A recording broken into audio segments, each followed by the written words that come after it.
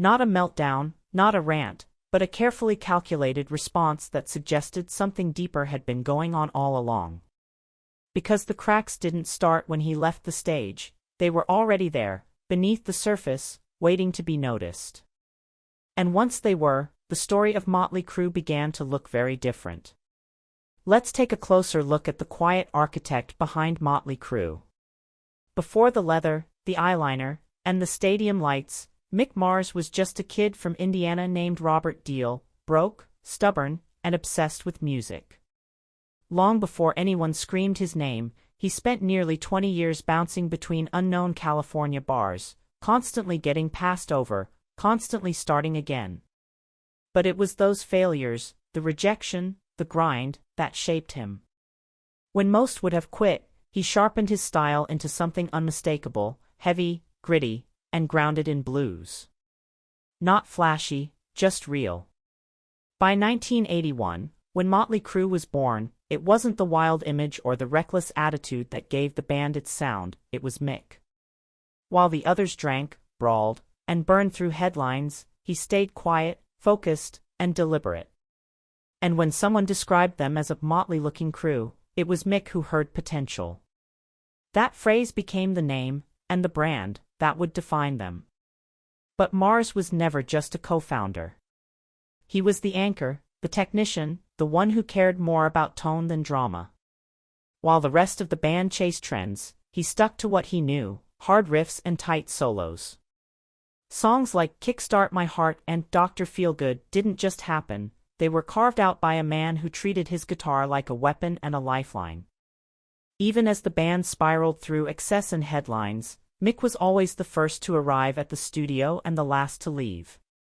But that quiet consistency, that refusal to play the fame game, came at a cost. And soon, it would become part of the reason he found himself on the outside looking in. The chronic pain no one saw. What most fans didn't know, and what the band rarely talked about, was that Mick Mars had been battling his body for most of his life. At just 17, he was diagnosed with ankylosing spondylitis, a rare spinal disease that slowly fuses the vertebrae together, turning flexibility into constant pain and movement into agony. For someone whose job depended on standing for hours with a heavy guitar slung over his shoulder, it was a quiet war he fought daily. But he never used it as an excuse. In 2004, he underwent spinal fusion surgery. Metal rods were placed into his back just so he could stay upright. By all accounts, the pain was brutal, and yet for over 40 years, he kept showing up. Every album. Every tour. Every photo shoot. No complaints. No breaks. Engineers say he was often the only one in the studio actually playing live. While others used backing tracks or studio tricks, Mick came prepared, scribbled notes in hand, guitar strapped on, ready to record for real. Even backstage, he was different. No scandals, no arrests, no stunts. Just a man with his head down, surviving one show at a time. But over time, the pain caught up with him. And when he finally told the band he couldn't keep touring, it should have been a moment of respect, maybe even gratitude. Instead, it became the turning point that changed everything. Something didn't add up. In October 2022, Mick Mars made it official. He was stepping away from touring, citing health concerns that made it impossible to keep up with the band's high-energy shows. His statement was calm, even gracious. He made it clear he wasn't quitting the band, just the road. At first, fans respected it. After everything he'd pushed through, no one questioned why he'd finally take a step back. But then things started to feel off. Almost immediately, Mötley Crüe announced a replacement guitarist, John Five. There was no mention of Mars staying involved in the band. No statement about him still being a member. Just a quick swap, and a strange silence. Tour posters were suddenly updated. Mars was nowhere to be seen. His name didn't appear in press releases. His image was removed from promotions, like he'd never been part of the band at all. To longtime fans, it didn't feel like a respectful transition. It felt like a quiet erasure. And behind the scenes, something else was stirring. Because while Mick stayed silent publicly, he had already started meeting with legal counsel. Whatever had happened, whatever was being kept under wraps, he wasn't going to let it slide. Pushed out or stepping back. To the public, it looked like a personal health decision.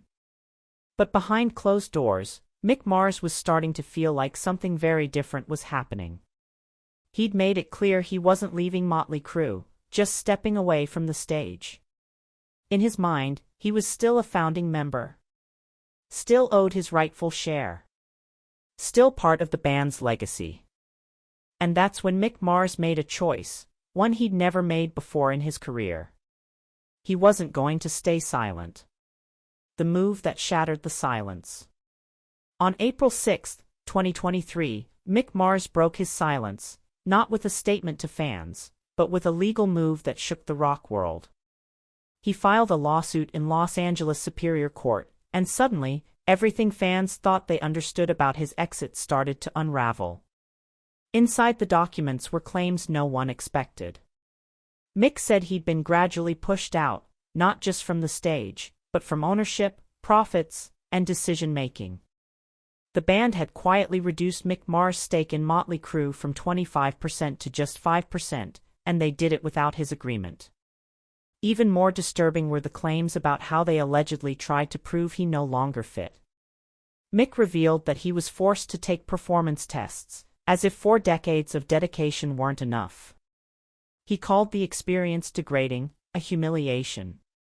But what truly caught fans off guard were the accusations surrounding the band's live performances. According to Mick, much of what the audience saw on stage wasn't even live. He claimed Vince Neil often lip-synced and Tommy Lee relied on pre-recorded drum tracks.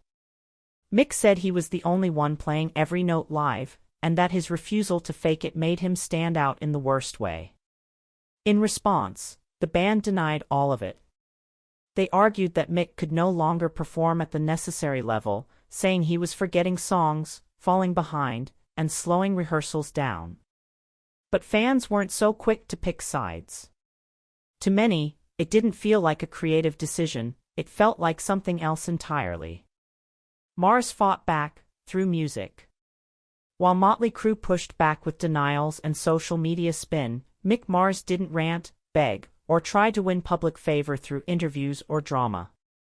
Instead, he did the one thing he's always done better than anyone else, he picked up his guitar. In February 2024, without warning, he dropped his first ever solo album, The Other Side of Mars. A raw, angry, and unfiltered collection of songs that sounded nothing like Crüe, and everything like him. The opening track, Loyal to the Lie, hit like a warning shot. Heavy riffs, gritty vocals, and lyrics that didn't name names, but didn't need to. Critics immediately saw it as a direct response to everything he had endured. But this wasn't just a side project. Mick assembled an elite lineup of musicians and teamed up with legendary producer Michael Wagoner, known for his work with Ozzy Osbourne and Metallica. The album blended industrial metal, grunge, and hard rock, a sound far more aggressive than what fans were used to hearing from him. And it worked. Within days, the album climbed the iTunes rock charts and cracked Billboard's top 20. Fans flooded forums and social media, calling it one of the best rock records of the year, not because of hype, but because of heart. Mick Mars hadn't just made a statement, he made an album that proved he never needed the band to define him. A legend reborn at 74. Before all of this, Mick Mars was the silent pillar of Mötley Crüe, present on every album, playing every riff, but rarely getting the credit. While the spotlight went to scandals and showmen, he stayed in the background, quietly carrying the weight. Now, the roles have flipped. When The Other Side of Mars dropped, it didn't just make noise, it made a statement. Within days, it hit number 5 on the iTunes rock chart and cracked Billboard's top 20, not because of a flashy rollout or viral campaign, but because fans actually listened. And they connected, deeply.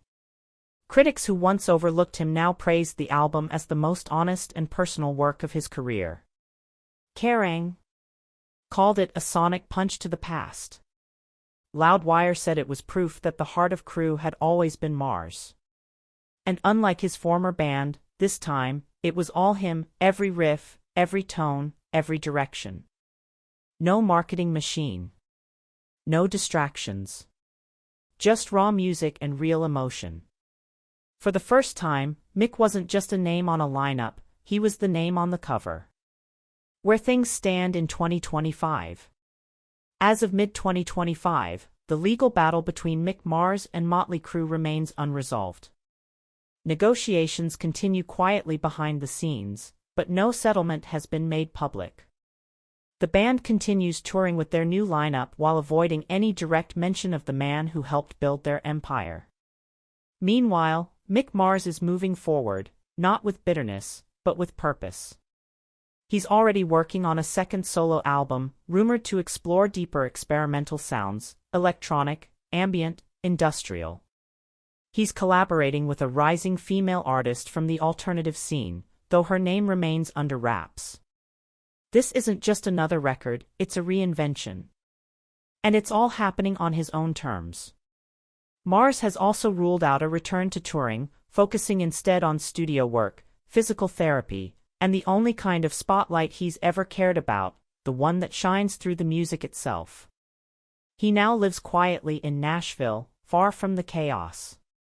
But his influence is louder than ever.